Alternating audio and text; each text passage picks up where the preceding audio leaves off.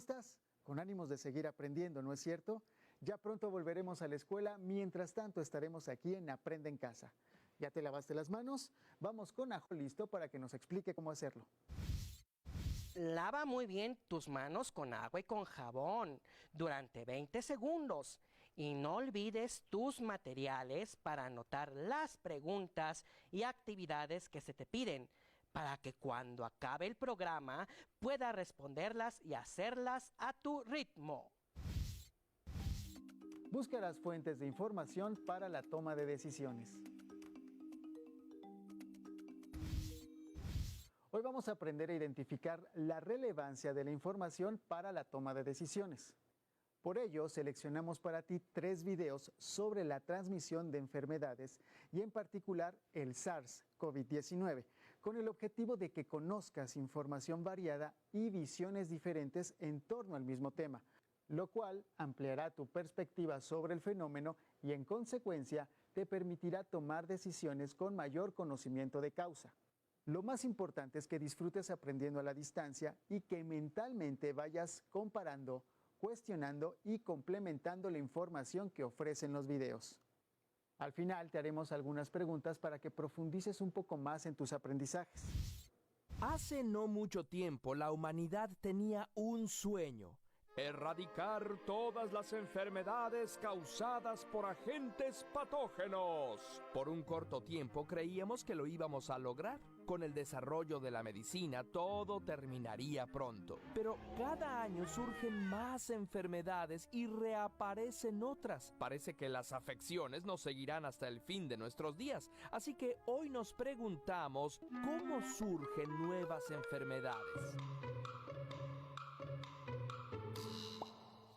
Muchas gracias a todos nuestros benefactores de Patreon y YouTube por proponer y elegir este tema. Los causantes de las enfermedades infecciosas pueden ser virus, bacterias, hongos, protozoarios, helmintos o priones. Pero los causantes de las pandemias generalmente son los virus y bacterias. De todos los patógenos tenemos formas de defendernos, no solamente con vacunas y antibióticos. Nuestro propio cuerpo es bastante eficiente. Algunos de los mecanismos no específicos con los que contamos son los pelitos de la nariz, los mocos, saliva, lágrimas. Nuestra piel también es un escudo muy eficiente por ser seca y algo ácida y saladita por el sudor. Hasta nuestro cráneo y columna vertebral constituyen una barrera física. Y por otro lado, contamos con nuestro increíble sistema inmune que crea defensas específicas que atacan y matan a los patógenos y crea una memoria para poder estar preparados y no enfermarnos de lo mismo 2 veces.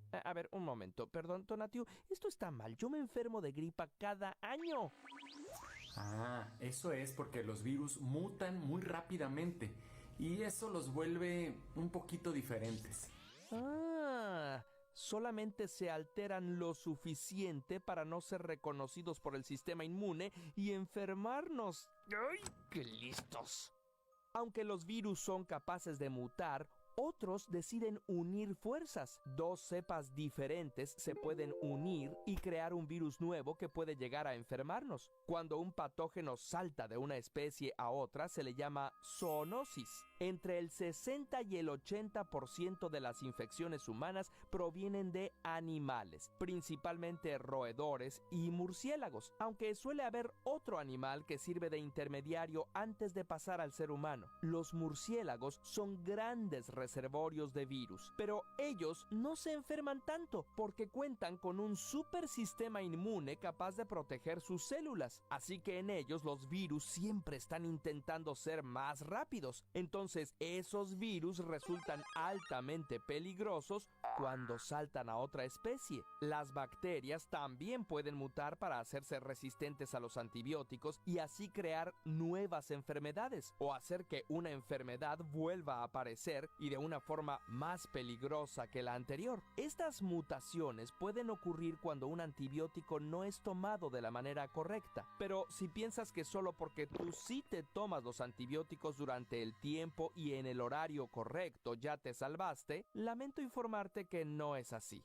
Una sola bacteria puede mutar y compartir su resistencia y lo puede hacer por diferentes mecanismos. Las bacterias pueden compartir su resistencia a través de unas bolsitas llamadas plásmidos. Otras bacterias pueden tomar el ADN que está flotando por ahí y, si de casualidad contenía un gen resistente a un antibiótico, ellas pueden integrarlo a su ADN y ¡pum!, hacerse resistentes. También pueden obtener estos genes de un virus que haya infectado previamente una bacteria resistente. Y finalmente pueden obtener su resistencia de casi cualquier especie a través de transposones, que son secuencias de ADN que se pueden insertar en cualquier lugar del genoma. Aunque los agentes infecciosos tienen estos superpoderes para crear nuevas enfermedades en los seres humanos, los culpables de causarlas o empeorarlas generalmente somos nosotros. Los viajes internacionales, la migración, las condiciones inadecuadas de sanidad, el bioterrorismo, el mal uso de los medicamentos, la modificación indiscriminada de nuestro medio ambiente y el cambio climático han provocado que las enfermedades parezcan imposibles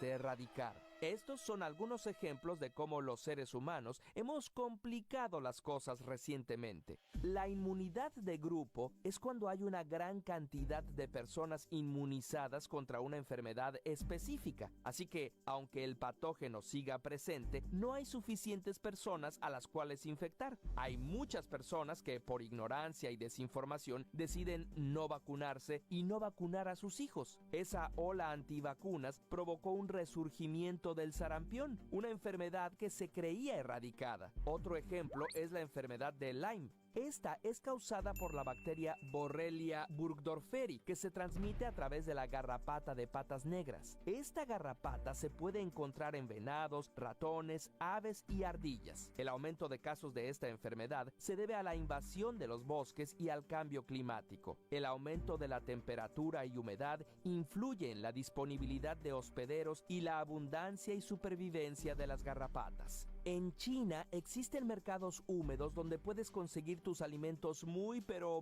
frescos. El problema es que puedes encontrar todo tipo de animales, desde pollos y patos hasta murciélagos y osos. Las condiciones de hacinamiento y poca higiene son las condiciones perfectas para que un virus salte de una especie a otra. Así nació SARS, un virus que se propagó rápidamente a través del mundo y que mató a 15 de cada 100 personas que infectó en 2003. Y probablemente de una manera similar surgió el COVID-19.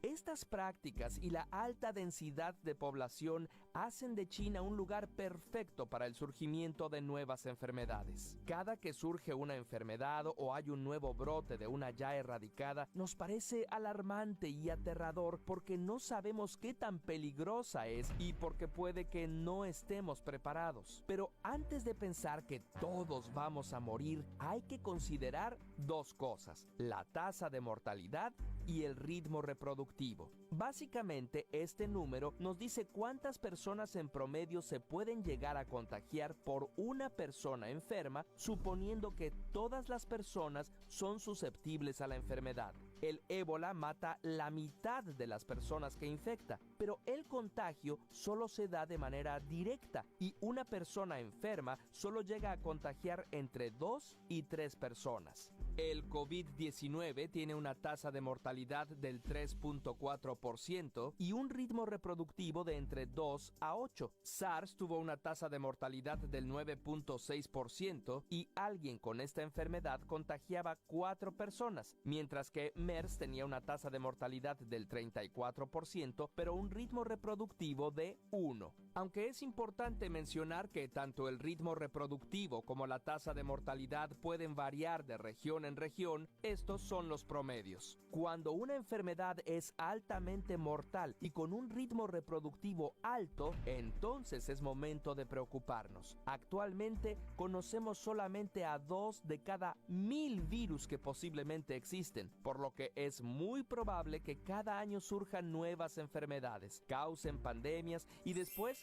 nos adaptemos creando inmunidad. Mientras tanto, recuerda lavarte las manos seguido, seguir todas las recomendaciones recomendaciones del sector salud de tu país, como aumentar el distanciamiento social, no hacer compras de pánico, acudir al médico solo si estás en situación de riesgo e informarte solo en fuentes confiables. Como es común durante una crisis, están circulando mitos, rumores y preguntas alrededor del tema de la pandemia por la enfermedad COVID-19. Por eso, hoy te presentamos 8 preguntas sobre la pandemia.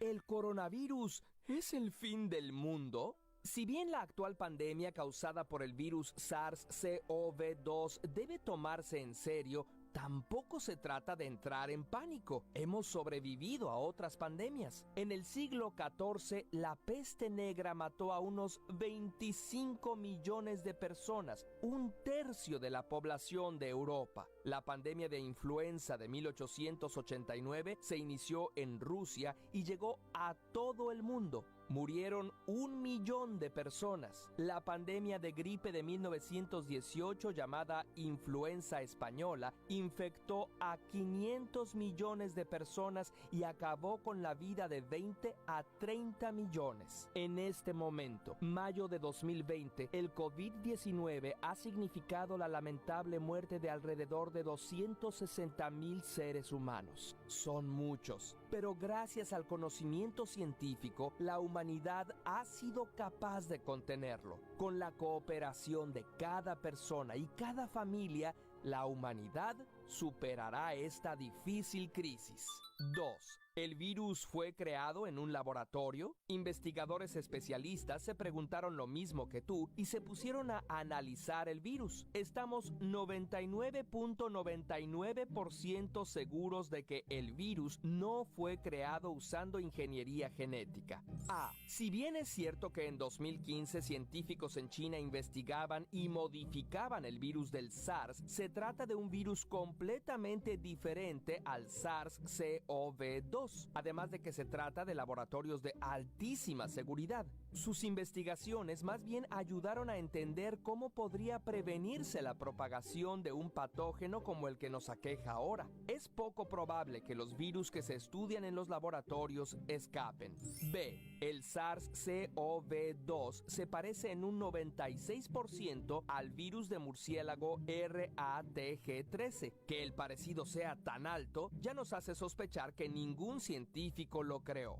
C. Las diferencias entre SARS-CoV-2 con RATG13 son puntuales, o sea, son simplemente cambios de bases. Cambiar bases aleatoriamente tiene infinitas combinaciones. Sería casi imposible saber la utilidad de cada una y sería costosísimo. Si un científico loco hubiera creado este virus, lo que se esperaría ver no serían esos cambios mínimos, sino secuencias completas de genes.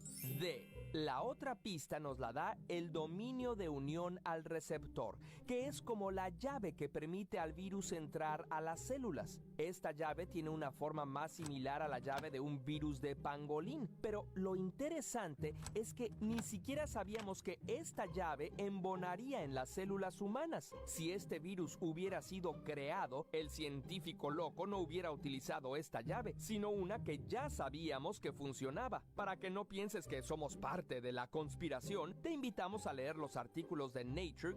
3. ¿La culpa es de los chinos? Como los virus son invisibles, hay una tendencia a buscar a alguien a quien culpar. En este caso, la epidemia inició en China, pero la gripe porcina o influenza AH1N1 que se propagó en 2009 se inició en México. La pandemia de la llamada influenza española que golpeó al mundo en 1918 casi seguro inició en Estados Unidos o en Reino Unido. O sea que pueden originarse en cualquier parte del mundo. Los virus no tienen nacionalidad ni etnia. Que una enfermedad no nos dé pretexto para ser racistas. 4. ¿La culpa es de los murciélagos? No, no culpes a los murciélagos. Ellos controlan plagas, dispersan semillas, apoyan la regeneración de los bosques, promueven la diversidad genética y polinizan 528 especies de plantas como plátanos, duraznos, guayabas, aguacates, vainilla y hasta el agave del que se obtiene el tequila. Si nos contagiamos de algún patógeno es porque los humanos invadimos su hábitat. Los obligamos a convivir con especies con las que normalmente no tendrían contacto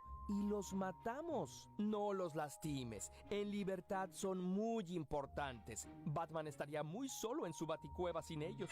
5. ¿Las nuevas enfermedades solo surgen por comer cosas raras? Es muy probable que COVID-19 haya surgido a partir del contacto de un murciélago con un pangolín y con seres humanos. El proceso en el que un virus salta de una especie al ser humano se llama zoonosis, pero estas enfermedades no solo surgen por comer cosas que a los occidentales nos parecen raras. La influenza AH1N1 que surgió en México se propagó a partir del contacto con los cerdos. La gripe aviar, conocida en Italia desde el siglo XIX en aves acuáticas, tuvo un auge en 2005 a partir del contacto de humanos con los pollos, aunque ha habido pocos casos en humanos. La encefalopatía espongiforme bovina o enfermedad de las vacas locas probablemente se originó al alimentar vacas con harina de huesos y carne y se extendió a los humanos al consumir la carne de res. La enfermedad conocida como MERS apareció a partir del contacto de las personas con camellos, posiblemente su leche o su carne. Así que cualquier animal puede ser el originario. Las que raramente transmiten enfermedades al ser humano son las plantas. Solo algunas de sus bacterias nos pueden contagiar y ninguno de sus virus nos afectan. Quizá es buen momento para considerar un cambio de dieta. 6. ¿Sirven de algo las mascarillas? Hay que dejar muy claro que usar mascarilla no te hace inmune a contraer COVID-19, pero si estás contagiado, aunque no te sientas mal, el cubrebocas puede limitar la cantidad de gotas de saliva que salen de tu boca y la distancia a la que llegan, y si no, atrapar gotas de saliva de otras personas, reduciendo la posibilidad de contagio. Puedes hacer tu propio cubrebocas o nasobuco usando una doble capa de tela de algodón lo suficientemente densa que no deje pasar la luz, cubriendo completamente la boca y la barbilla y lavándola después de cada uso. Recuerda que no sustituye la aplicación de otras medidas como el distanciamiento social, evitar tocarte la cara y el lavado de manos frecuente y concienzudo. Además, muy importante, si en tu país hay escasez de mascarillas profesionales, no las acapares. Déjaselas a los trabajadores de la salud, que son quienes corren más riesgos. 7. ¿Con qué me curo? Aunque hay muchos en desarrollo, hasta el momento no hay un medicamento clínicamente probado que cure COVID-19. Hay muchos remedios caseros y de plano estafas que no te van a curar. Un té de eucalipto seguro no te curará, aunque te puede hacer sentir mejor. Pero tomar cloro o clorito de sodio es definitivamente tóxico. No apuestes tu salud a engaños. Si tus síntomas son leves, mantente aislado, calientito y bien hidratado. Se curará solo en un par de semanas. Si los síntomas son fuertes, como fiebre y dificultad para respirar, llama a los servicios de salud para que te orienten. 8. ¿Las ondas 5G causaron la enfermedad? Para responder a esta pregunta, hemos invitado a Javier Santaolalla de Date un Blog, que además de físico, es ingeniero en telecomunicaciones. ¿Qué nos puedes decir, tocayo?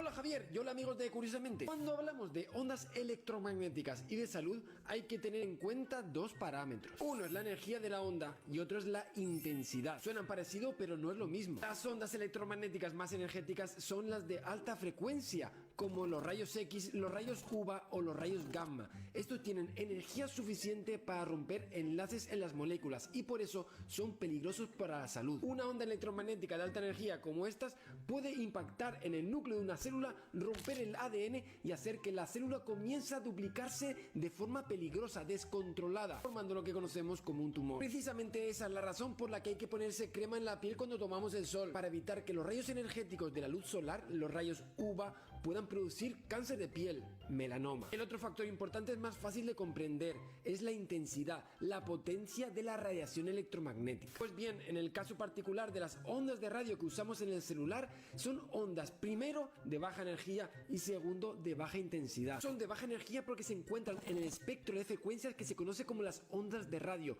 muy alejadas de las ondas peligrosas como los rayos X o los rayos gamma. Estas ondas pertenecen a la parte del espectro que se conoce como no ionizante, son incapaces de romper moléculas. Y por si fuera poco, estas ondas de los celulares son de baja intensidad, miles de veces menos intensas que por ejemplo la que usa nuestro microondas. Pero aunque haya motivos de sobra para entender que las ondas de los celulares no son peligrosas, se sigue investigando y se sigue analizando para ver si tiene algún efecto en la salud del ser humano. Y podemos estar tranquilos, todos los estudios serios muestran que no genera ningún efecto en la salud humana. Nos despedimos pidiéndote que, por tu bien y el de todos, hagas caso a las autoridades sanitarias. Curiosamente. En sus etapas iniciales, se podría confundir el COVID-19 con un simple resfriado. Y efectivamente, sus síntomas iniciales se asemejan a un resfriado, pero eventualmente podría escalar y ser más grave. Te contamos todo lo que debes y necesitas saber sobre el COVID-19. La OMS entregó las cifras oficiales sobre la incidencia del coronavirus. El 80% de los casos confirmados por laboratorio fueron de leves a moderados. El 14% fueron graves y el 6% fueron críticos. Las estadísticas reflejan que los casos leves de este virus pandémico no son como los que genera un simple resfriado. Todo, menos necesitar oxígeno, te pondrá en la categoría de leve. Sin embargo, los síntomas seguirán siendo severos. Si clasificas a un paciente como caso grave, necesitará oxígeno suplementario. Si su situación es crítica, se manejará como una insuficiencia respiratoria. Ten en cuenta que la sintomatología, el tratamiento y el pronóstico dependen de la severidad de la infección en cada paciente. Te contamos qué sienten los pacientes en cada etapa, dependiendo de la gravedad del COVID-19 en sus organismos. Si tuviste exposición al coronavirus, el primer síntoma se manifestará hasta 2 o 14 días después. Podrías tener síntomas relacionados a gripes o resfriados. Existen casos en que los pacientes presentan náuseas, vómito, dolor abdominal y diarrea. Estos síntomas podrían aparecer días antes de los problemas respiratorios. Debes entender que los síntomas gastrointestinales no siempre se presentan en los pacientes. El COVID-19 es una enfermedad respiratoria, lo que quiere decir que la mayoría de pacientes que la padecen solamente tendrán afección en sus vías respiratorias, ya sean altas o bajas. Cuando el coronavirus ingresa al tracto respiratorio, durante los primeros días genera daño a los cilios, los pelos encargados de limpiar las vías respiratorias de mucosidad y agentes infecciosos. Si las células se infectan, pueden morir y desprenderse, lo que aumenta los desechos y ocasiona la incapacidad del cuerpo para mantener los residuos fuera de los pulmones, los bronquios y la tráquea. Posteriormente, se genera mayor inflamación, lo que causa que no quede tejido sano y dificulta la difusión del oxígeno en los pulmones. La inflamación ocasionada sería responsable de la tos seca, característica del COVID-19. Además, sería la explicación del por qué se genera falta de respiración. Otro de los síntomas que se podrían presentar en estadios tempranos es la fiebre. Igualmente, en esta etapa los pacientes podrían desarrollar fatiga, molestias en la garganta, migraña, malestar en las articulaciones, secreción nasal y escalofríos. Día 5 de la enfermedad. Las personas contagiadas con el virus y que tengan enfermedades preexistentes podrían desarrollar dificultad para respirar. Por lo general, los pacientes tardan hasta 7 días en acudir a un centro hospitalario. Cuando son casos leves, estos síntomas suelen desaparecer rápido. Sin embargo, se observó que cuando los casos pasaban de moderados a severos, se evidenciaba neumonía, lo que aumentaba la probabilidad de que el caso fuera mortal. El tiempo de recuperación para estos pacientes podría ser de unos pocos días a semanas. Sin embargo, en algunos casos graves y críticos, los síntomas pueden escalar a un síndrome de dificultad respiratoria aguda. Las primeras evidencias científicas suscitaron que quienes morían a causa del nuevo coronavirus lo hacían dentro de los primeros 14 a 19 días. Las personas que le ganan la batalla al COVID-19 salen del hospital aproximadamente después de 2 semanas y media. Sin embargo, los casos más críticos suelen tener una recuperación más larga, 3 meses en promedio. Un aspecto a tener en cuenta es que una vez el paciente se encuentre en periodo de recuperación, sigue siendo un foco potencial de infección. El personal médico será el encargado de determinar el momento en que estos pacientes ya no son un riesgo. En este momento, aún no existe vacuna contra el COVID-19. Por esta razón, el método más efectivo para evitar el contagio es no exponerse al virus. Recuerda, el nuevo coronavirus es de fácil propagación y se transmite entre las personas al toser y estornudar. Sigue las recomendaciones de la OMS. Lávate las manos e implementa el aislamiento social mientras se controla la pandemia. Realiza los procesos adecuados de asepsia y desinfección de los objetos de uso diario. También limpia y desinfecta todas las superficies. Recuerda, protegernos del coronavirus es tarea de todos. Si tienes la fortuna de hablar y escribir una lengua indígena, aprovecha este momento también para practicarla. Responde a las preguntas o charla con tu familia en tu lengua. Ahora es momento de anotar las preguntas y actividades para que terminando el programa las puedas responder tranquilamente. A partir de la información que presentan los videos, ¿cómo podríamos saber que la información que se nos presenta es verdadera? Podrías escribir 5 razones por las que puede ser importante consultar distintas fuentes de información para verificar la información sobre un tema. Ahora te proponemos las siguientes preguntas para seguir pensando sobre el tema. ¿Cómo puedes identificar que una fuente es confiable?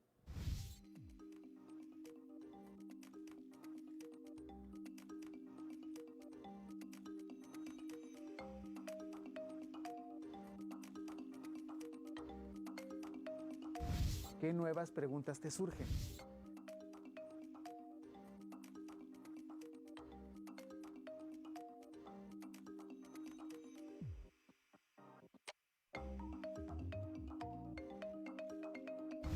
¿Con qué información podrías responder a esas preguntas?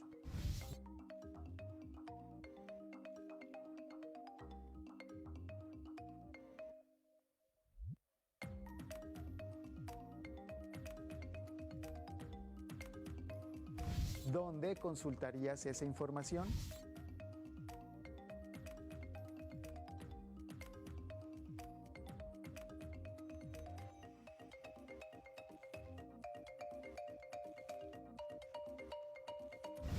Platica con tu familia sobre el tema y las preguntas que tienen respecto al coronavirus, así como dónde podrían encontrar información confiable para responderlas.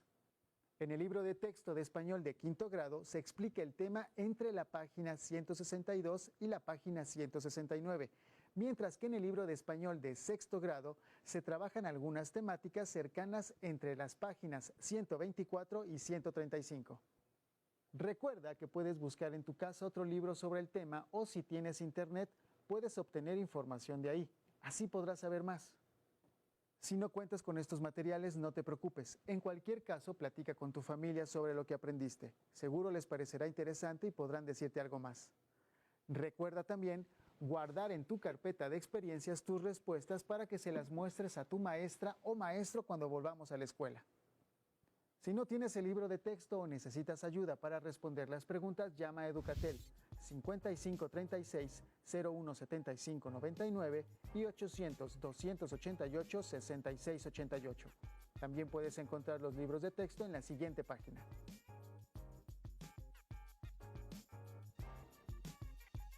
Listo, terminamos. Esto fue Lo Puedo Creer, pero aún nos queda mucho por aprender, así que nos vemos pronto aquí en Aprende en Casa. Es momento de movernos un poco.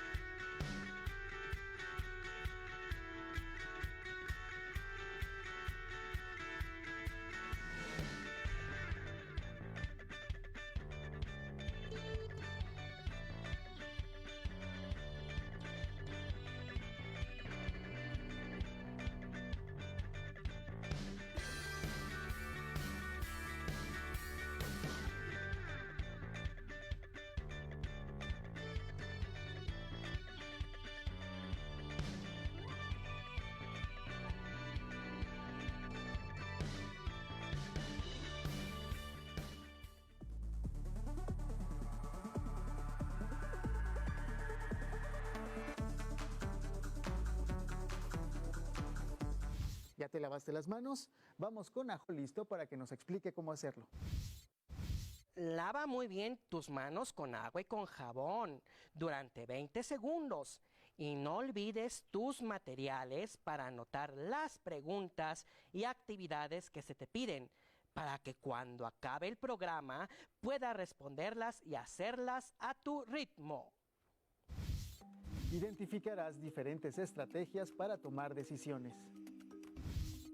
Hoy vamos a pensar sobre la manera en la que tomamos las decisiones. Para eso seleccionamos una serie de videos para ti. Al final te haremos algunas preguntas para que pienses un poco más sobre lo que aprendiste. Sin embargo, lo más importante es que disfrutes aprendiendo a la distancia y pongas mucha atención en lo que piensas y sientes con los videos que te presentamos.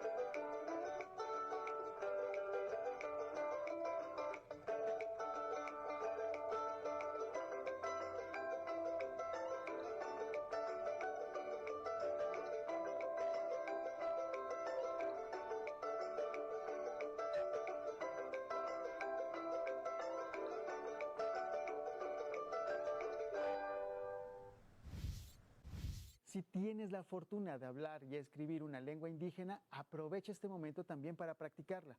Responde a las preguntas o charla con tu familia en tu lengua.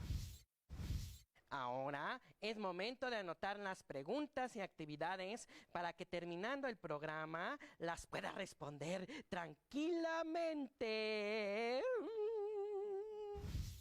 En estos videos se presentaron ejemplos de situaciones de toma de decisiones. Escribe en una hoja sobre.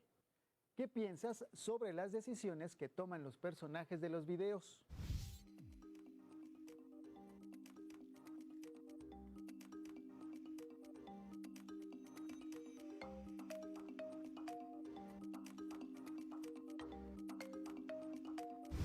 Ahora veamos qué dicen algunos científicos sobre la toma de decisiones, tanto de manera individual como en equipo. Corre video.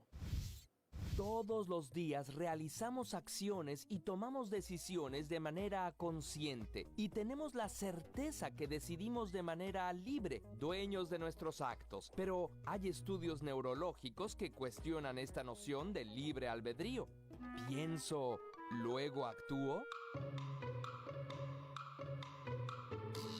El psicólogo Daniel Kahneman dice que en nuestra mente actúan dos sistemas. Uno de ellos es analítico y parece estar en control, pero el otro es rápido y suele tomar decisiones basadas en patrones anteriores, sin que la conciencia realmente intervenga, sino hasta después. Algunos estudios neurológicos parecen confirmar el hecho de que muchas veces actuamos y luego pensamos. Nuestros amigos del canal Sunshine estudian en el Instituto de Neurobiología de la UNAM. Veamos si ellos nos pueden ayudar a encontrar la respuesta.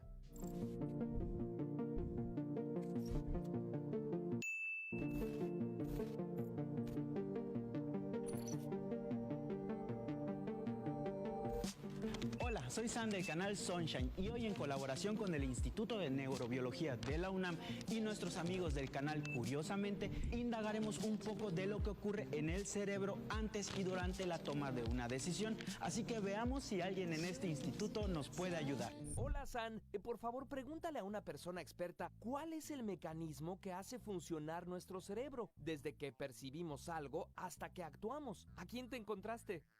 Mi nombre es Magda Giordano. Trabajo en el Instituto de Neurobiología de la UNAM. Nosotros pensamos, como neurocientíficos, que todo comienza gracias a un mecanismo fundamental que tienen las neuronas. Las neuronas son las células que forman el sistema nervioso. Tienen una función muy importante y fundamental, que es mandar información de una célula a la otra. Y estas células funcionan como redes, sobre todo en el cerebro, redes complejas que todas juntas logran hacer algo que por sí solas no podrían hacer. Y por supuesto requieren de una entrada, que son los órganos de los sentidos, y de una salida. Y esas salidas son los músculos, que nos permiten movernos para cantar, bailar, escribir, hablar. Y en ese proceso, entre una cosa y otra, está el pensamiento. Y este pensamiento también surge gracias a este mecanismo fundamental de transmisión de información entre células. ¿Hay decisiones que no pasan por nuestro cerebro? ¿Los reflejos serían algo así?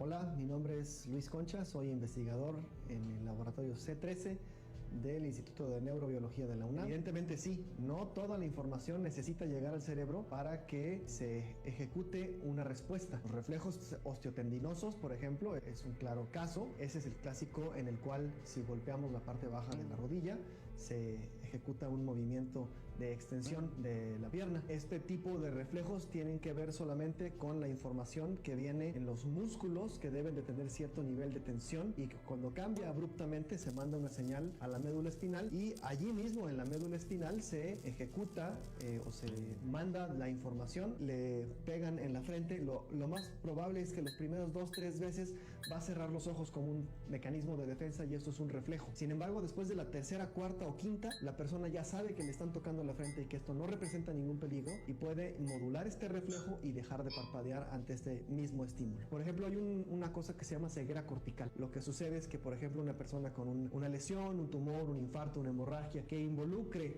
la parte de la corteza visual, pero que deje intacto los primeros relevos de la vía visual, son personas que reportan que no ven y que efectivamente están ciegos para todos fines prácticos. Uno les puede decir cuántos dedos tengo en mi mano derecha fecha y no van a poder decir cuántos. Pero si uno intenta lanzarles un pedazo de papel o algo, la persona inmediatamente va a sentir la necesidad y va a ejecutar el movimiento de esquivar esto, aunque no pueda nunca decirnos la razón por la cual necesitó hacer este movimiento. Simplemente dice: yo sentí, yo vi, entre comillas, que algo se acercaba hacia mí rápidamente, que me iba a golpear, me quité, pero no puedo decir ni de qué color era lo que se acercaba hacia. Ese es un caso en el cual tenemos un reflejo en el cerebro, pero que no llega hacia la parte perceptual consciente.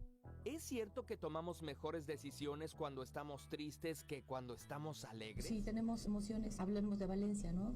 Emociones positivas, ¿no? Como la alegría, y emociones negativas como el enojo o la tristeza, pues sí nos van a llevar a tomar decisiones diferentes. Por ejemplo, una persona que está bajo una emoción con una valencia positiva, probablemente entonces sea una persona más persistente para conseguir las cosas. Entonces, en el otro lado tenemos las emociones con valencia negativa, como por ejemplo la tristeza o el enojo, que son muy diferentes entre ellas, pero las vamos a catalogar las dos como emociones negativas. Eso pues generalmente se acompaña a la gente con una baja liberación de un neurotransmisor importante que se llama dopamina, que es lo que nos da la motivación para ejercer muchas conductas. La gente que está triste generalmente no es gente que esté muy activa y queriendo hacer muchas cosas, ¿no?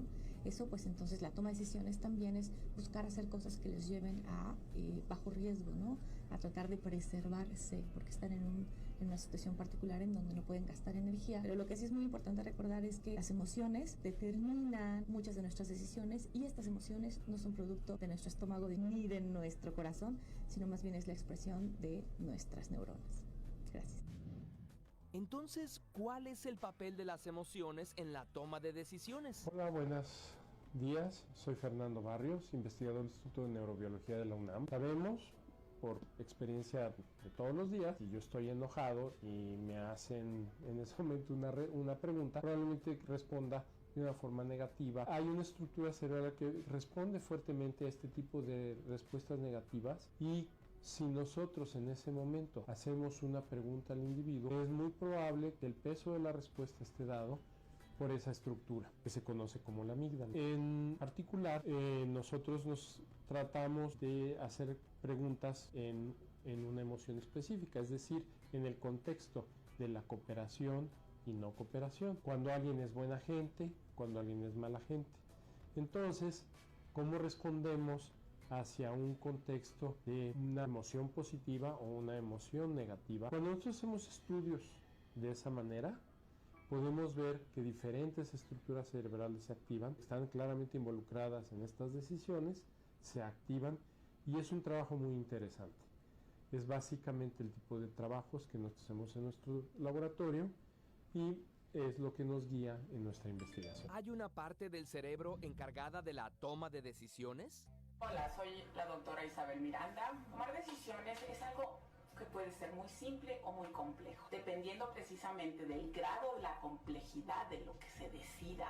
Entonces es el grado de complejidad de las estructuras que participarán. Algo que tiene que ver con solamente decidir qué cosa percibimos es la corteza prefrontal, esta área que se encuentra en la superficie de nuestro cerebro. Pero si tenemos que contestar la pregunta de cómo decidimos cosas mucho más complejas que tienen que ver, por ejemplo, con premios, decidir si va a ser mayor el castigo, menor el castigo, acordarnos de cosas para tomar esa toma de decisión. Entonces hay otras estructuras por abajo de estas cortezas que nos ayudan precisamente a tomar decisiones. Tenemos, por ejemplo, los ganglios basales, tenemos el núcleo accumbens que nos ayudan a reconocer precisamente esos premios y castigos, que al fin y al cabo son los que también nos ayudan a tomar las decisiones. No digamos todas las estructuras que participan en los procesos de recordar. Tenemos que acordarnos de muchas cosas cuando tomamos decisiones. Y hay muchos científicos estudiando su funcionamiento. Muchas gracias a San y a Reni del canal Sunshine. Estrategias para pensar, un curso para razonar mejor y tomar decisiones creativas en equipo. Capítulo 5. ¿Cómo tomar mejores decisiones? ¿Cuándo lo volveremos a ver, mamá? Cuando volvamos a tener problemas con los tirano-bikers, hijo. Quizás jamás. ¿Sabes qué, Rosa? Es cierto. Las partes dramáticas sí están pretenciosas. Bueno, y yo debo admitir que las escenas de acción sí están entretenidas. ¿Viste cuando pelearon usando una escalera? Está súper emocionante.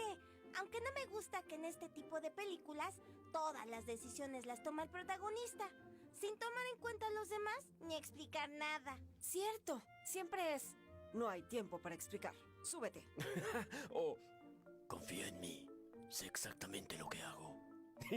Es que así es más dramático. Hacen parecer que las decisiones son muy fáciles y que lo único que hace falta es determinación. Es posible que a veces haya que tomar decisiones rápidas, pero en la vida real normalmente hay que considerar más información, posibilidades, y es necesario involucrar a más personas y sus puntos de vista. Uy, como cuando vamos a decidir a dónde va a ir la familia de vacaciones. Uf, o las juntas en la oficina para tomar cualquier decisión. Son horas de discusión y al final muchos quedan descontentos. ¿Habrá una manera de tomar decisiones de manera más eficiente? Porque en cada decisión hay que tomar en cuenta emociones, datos, argumentos en favor y en contra de todos los involucrados.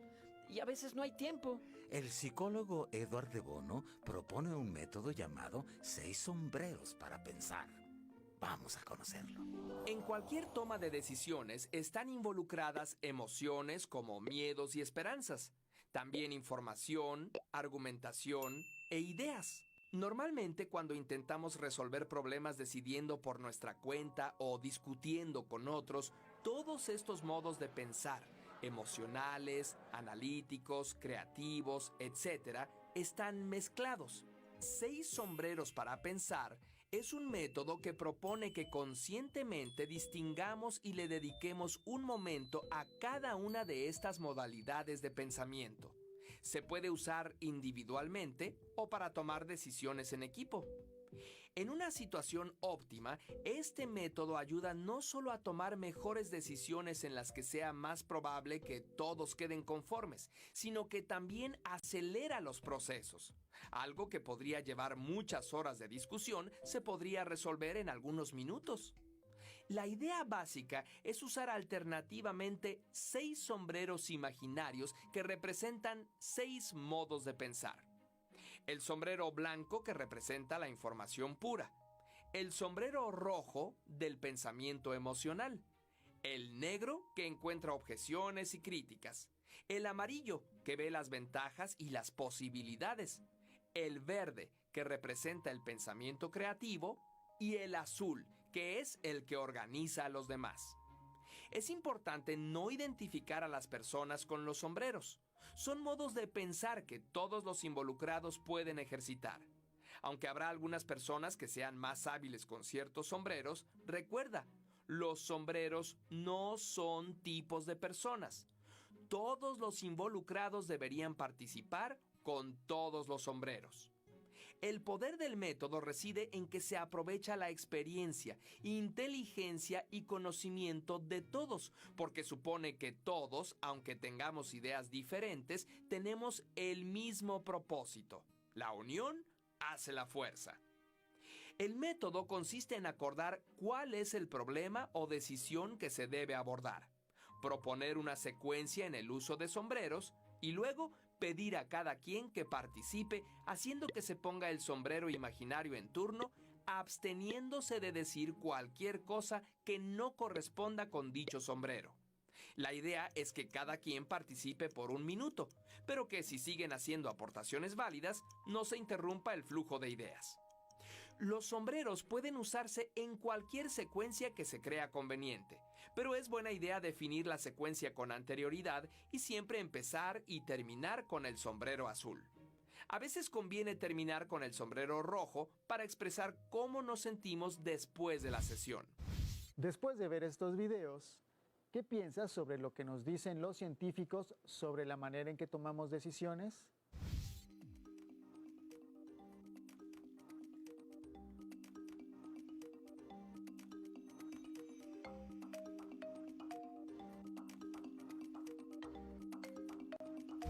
¿Sabes cómo decides tú?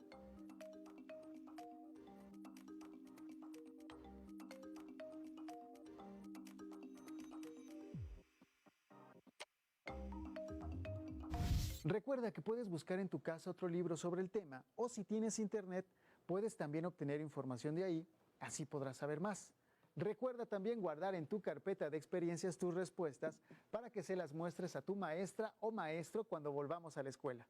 Si no cuentas con estos materiales, no te preocupes, llama a Educatel 5536-017599 y 800-288-6688. También puedes encontrar los libros de texto en la siguiente página.